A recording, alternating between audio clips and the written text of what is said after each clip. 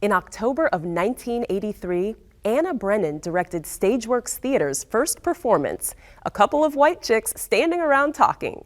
40 years later, the theater company remains focused on their vision to eradicate intolerance through performing arts and educational programs.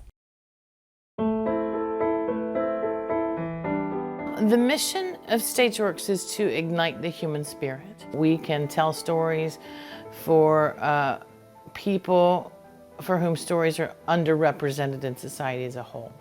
Anna Brennan, who was the founding artistic director here at Stageworks, started the company in 1983 in a storefront in Ybor City. From there, went on to create quite a body of work before she passed.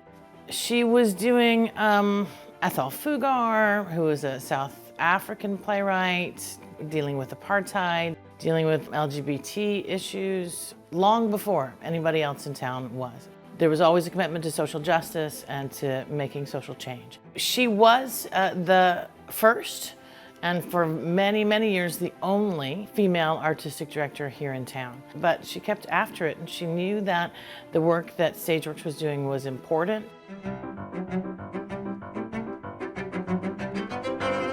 And there was a great uncertainty about where one was going to rehearse or perform. So we were all over the place. We were at the JCC, at the Strads, at Friday Morning Musical, at HCC Ybor.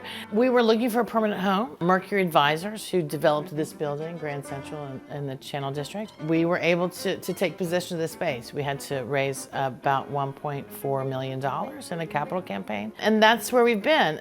One of the biggest bonuses when Anna was starting the company was a woman named Andrea Graham, who was well familiar with a lot of the movers and shakers here in Tampa. She was able to garner individual sponsorship and donations. And then as the body of work grew, we were able to go after grants and other foundation support. Hola, Mrs. Delgado! So as we approached the 40th anniversary season, I wanted to make sure that we stayed true to the mission that we always have stayed true to, that we gave as many artists as possible the opportunity to participate, and that we were making good work. I chose then Color Purple, which has been a dream of mine to produce for quite some time. The next show was a play called Christmas Contigo, which is an East Coast premiere. I'll do the real work. Right now we're doing a play called The Smell of the Kill, which is only 3 people, but it's 3 of my very favorite actors here in town. They had not really had a chance to play together as a trio, so I wanted to give them that chance. You're crazy! Oh, no, she's right. Ow! The next is a world premiere play, and Mark Lieb, who is a local playwright, he has written a play called When the Righteous Triumph, which is about the lunch counter protests here in Tampa in the 1960s. After that, we have a play called Talking With. It was a show that Anna Brennan had directed and produced several times in the history of the company.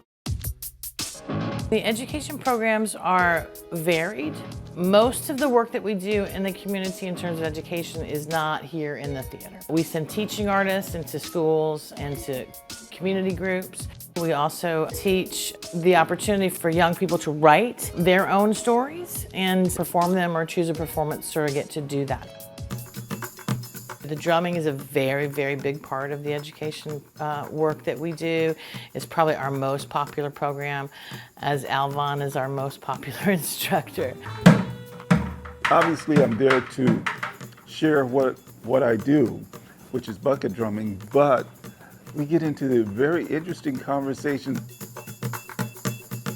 We start with like the right, left, right, left, right, left, and every hit has a number. And you start with your right hand, all your odd numbers on your right, all your even numbers are on your left. They also learn to focus and concentrate. It's about working together as a team. It's not all about me, me, me. It's about us and how we sound together and how we play together. I realized after they started playing, the drum became their voice. They were playing really loudly and they were playing really well. and after they were finished, I said, was that okay? Yeah, that was great. Do it again. Wow. Recently, we've started to offer classes in improv. It allows actors ways to sort of shed their inhibitions, to sort of shed their closed-minded thinking of what they can and cannot do.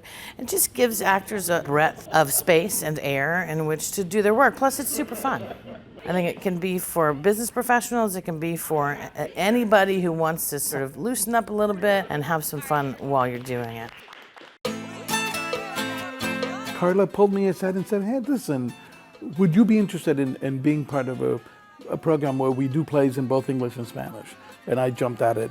Exploring the same story in two languages feels a lot like doing two different plays. Christmas Contigo was our last Hispanic Initiative project. It's a very funny comedy about a woman who goes off to law school. She lives in Miami with her Cuban family, and she comes back after 2 years with an unannounced fiancé, and hilarity ensues. If we are going to dance, we are going to dance with seasoning. So one of the points of doing plays about Latino and Hispanic people is to give people a chance to see themselves, to offer a mirror, as Shakespeare tells us. We all want love, we all want happiness, we all want to experience some level of success. And by seeing plays about people in other cultures, we realize mostly how similar we are. And so celebrating our common humanity is another reason for the Hispanic Initiative. I think that artists are the historians of society. And if we're not telling the stories of our community now and what is going on now, I think that future generations won't understand our times. To learn more, visit stageworkstheater.org.